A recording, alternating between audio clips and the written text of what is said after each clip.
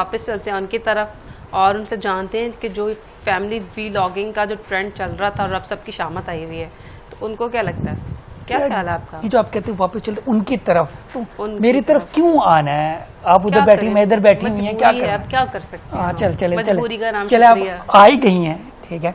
तो अच्छा, family vlogging, ठीक है, सिंपल। मुझे बताएं, काफ़ी लोग ना फैमिली व्लॉगिंग के खिलाफ।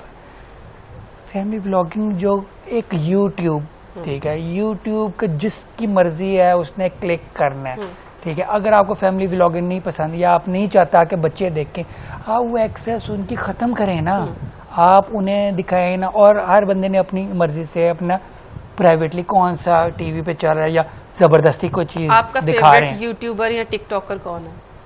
मेरा इमरान रियाज।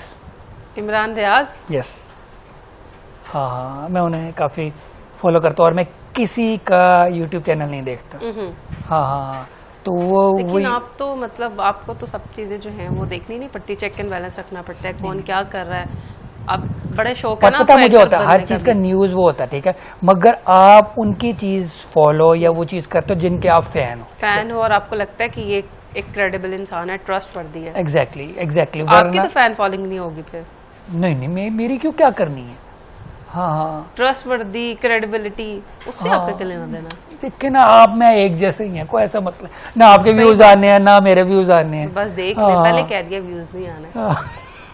आइंदा हमने नहीं आपको, हम नाराज हैं आपसे। अच्छा ठीक है, ठीक, कोई बात नहीं, हो जाए नाराज।